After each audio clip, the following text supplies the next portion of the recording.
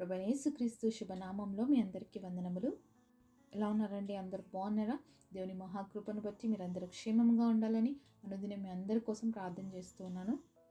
చిన్న ప్రార్థనతో ఈరోజు దేవుని వాగ్దానాన్ని స్వతంత్రించుకుందామా?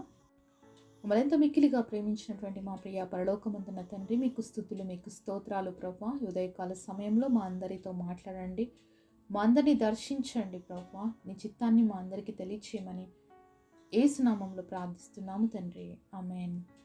ఈరోజు దేవుని వాగ్దానము యెషయా గ్రంథము 30వ అధ్యాయము 15వ వచనం. మీరు ఊరుకుండి నమ్ముకొనుట వలన మీకు బలము కలుగును. Isaiah chapter 30 verse 15. In quietness and in confidence shall be your strength and you would not. దేవుడు ఇచ్చినటువంటి అద్భుతమైన వాగ్దానం మనందరి జీవితంలో నెరవేర్చబడును గాక, ఆమేన్. ఈరోజు దేవుడు మనకి ప్రామిస్ ఇచ్చాడు. మరి ఏం ప్రామిస్ చేశాడంటే, మీరు ఊరుకుండండి అంటున్నాడండి. ఎంతమందికి ఊరుకుండడం ఈజీ చెప్పండి? ఊరుకుండడము కష్టం అంటారా, ఈజీ అంటారా? ఊరుకుండడం నిజంగా అంటే చాలా కష్టం కదండి. ఎందుకు తెలుసా? ఊరుకుంటే ఈరోజు ఎవరు కోర్టుల దగ్గరికి వెళ్ళాల్సిన అవసరం ఉండదన్నమాట. ఊరుకుంటే ఎవరు పోలీస్ స్టేషన్స్ దగ్గరికి వెళ్ళాల్సిన అవసరం ఉండదు. ఊరుకుంటే ఒక్కరి ఫ్యామిలీలో మరి భయంకరమైనటువంటి అరుపులు కేకలు వినవసరమే లేదనమాట. అంటే ఊరుక ఉండడం అనేది చాలా కష్టం అనేది అర్థమవుతుంది, అంతే కదండి.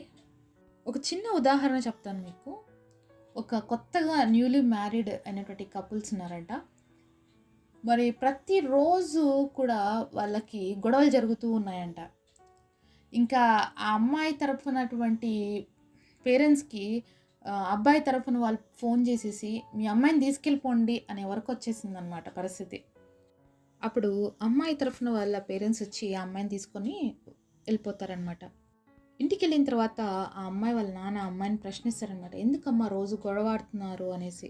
అప్పుడు అమ్మాయి చెప్తుంది, ప్రతిదానికి నో అని చెప్తాడు నాన్న, నేను చిన్నగా మాట్లాడితే అతను చాలా ఎక్కువ మాట్లాడతాడు అని చెప్పేసి, దానివల్ల మా ఇద్దరి మధ్య ఎక్కువ గొడవలు అయిపోతున్నాయి అని చెప్తే, అమ్మ నా దగ్గర ఒక మ్యాజికల్ వాటర్ ఉంది, ఈ వాటర్ని ఇస్తాను, నువ్వు ఇది తీసుకెళ్ళు నీతో పాటు వెళ్ళేటప్పుడు.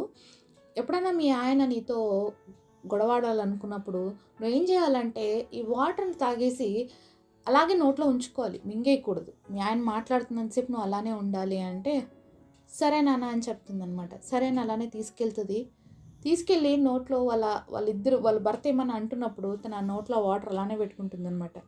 అతను ఎప్పుడైతే స్టాప్ చేస్తాడో అప్పుడు అతను ఆ వాటర్ని మింగేస్తుంది. ఇంకంతే, అంతకుమించి ఇంకేం మాట్లాడదనమాట.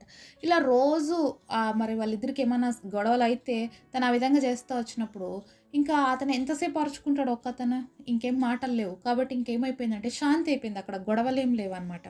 ఇది గమనించినటువంటి అబ్బాయి వాళ్ళ తల్లిదండ్రులు మళ్ళీ ఆ అమ్మాయి వాళ్ళ తల్లిదండ్రులకు ఫోన్ చేసి అడుగుతారు, ఏమి ఇచ్చారండి, ఏం మ్యాజికల్ వాటర్ ఇచ్చారండి, అసలు మా ఇంట్లో గొడవలే లేవు, చాలా శాంతిగా ఉన్నారు అంటే, అప్పుడు ఆ యొక్క కుమార్తె వాళ్ళ నాన్న చెప్తాడు, అవి మ్యాజికల్ వాటర్ కాదండి, వీళ్ళు నోరు తెరిచి ఎక్కువ మాట్లాడడం వల్లే గొడవ అవుతున్నాయి, కాబట్టి నా కూతుర్ని ఊరుకుంచడం కోసమని నేను అలా మ్యాజికల్ వాటర్ అన్నాను.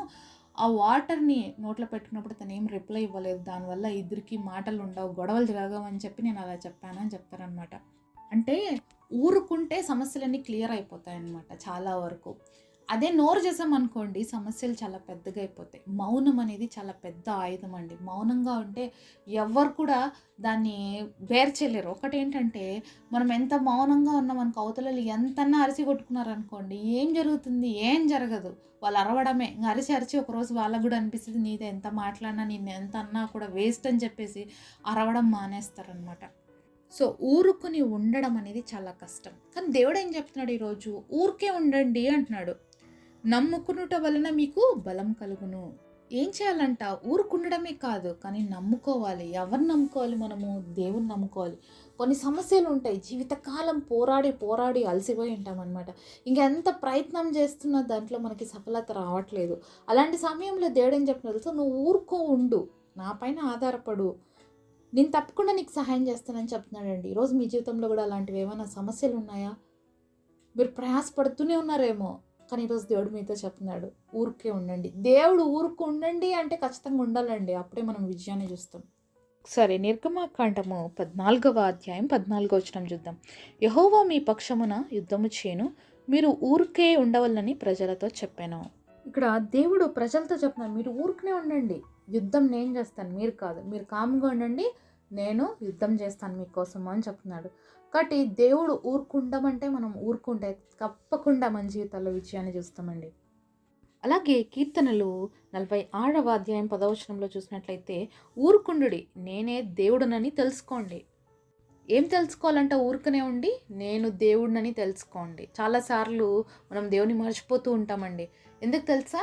మనలో నమ్మకం లేకపోవడం. అందుకనే దేవుడు నమ్ముకోండి నన్ని, మీరు నమ్మకం ఉంచండి, నేను కార్యం చేస్తాను అని చెప్తున్నాడు. అలాగే ఇక్కడ చెప్తున్నాడు, నేను దేవుడినన్న విషయాన్ని మీరు గ్రహించండి. కాబట్టి మీరు ఊరికనే ఉండి చూడండి, నేను మీ జీవితాల్లో ఎంత గొప్ప అద్భుత కార్యాలు చేస్తాను అని దేవుడు తెలియజేస్తూ ఉన్నాడు. అందుకనే అపోస్తలుడైనటువంటి పౌలు అంటున్నాడు ఫిలిప్పీయులకు రాసిన పత్రిక 4వ అధ్యాయం 13వ వచనం, నన్ను బలపరచువాని యందు నేను సమస్తము చేయగలను. మనల్ని బలపరిచే దేవుడు మనకున్నాడండి. ఆయన సమస్తము చేయగలిగిన శక్తివంతుడు, సమర్థవంతుడు. కాబట్టి ఆయన మౌనంగా ఉండమన్నప్పుడు మౌనంగా ఉండడం చాలా మంచిది.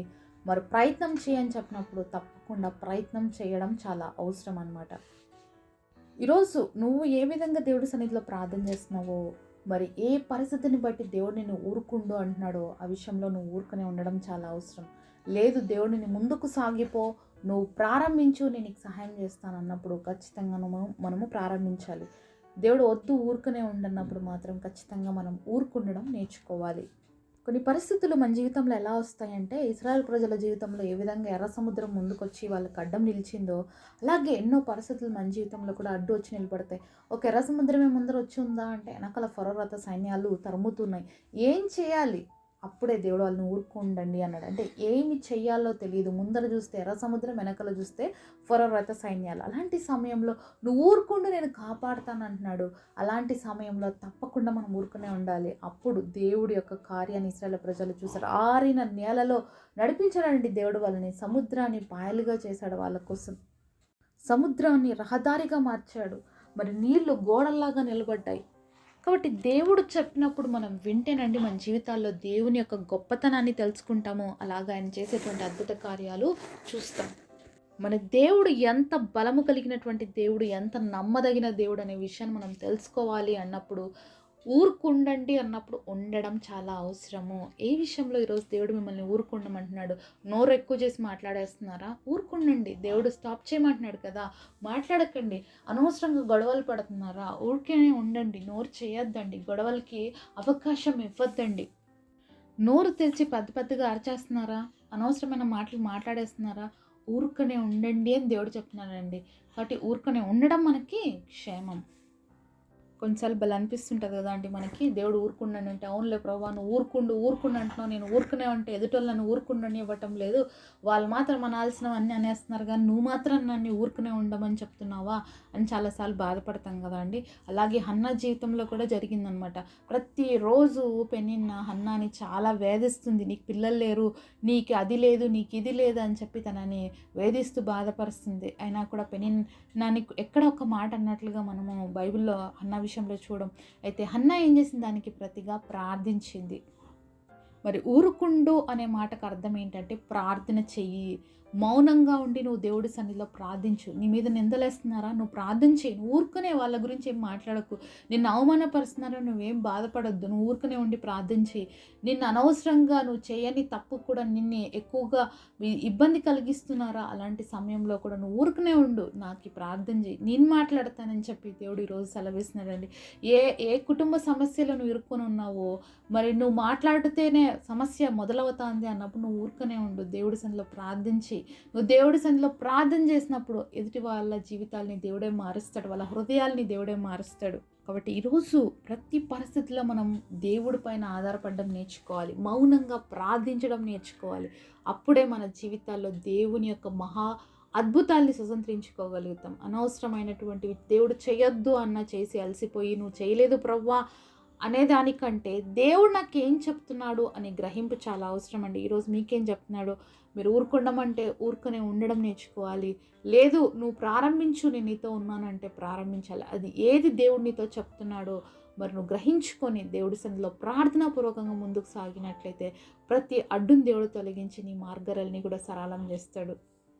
కాబట్టి దేవుని నమ్ముకుందాం, ఆయన యొక్క బలాన్ని ఆశ్రయిద్దాం, దేవుని చేత గొప్ప కార్యాలు పొందుకుందాం. అటు కృప దేవుడు మనకు దయచేయునుగాక. పరిశుద్ధులైన తండ్రి, మీరు మాతో మాట్లాడిన ప్రతి మాట కొరకు మీకు వందనాలు ప్రభువా. ఈరోజు ఏ పరిస్థితిని బట్టి మమ్మల్ని ఊరుకుండమంటున్నారో మేము మౌనంగా ఉండటానికి మాకు కృప చూపించండి ప్రభువా.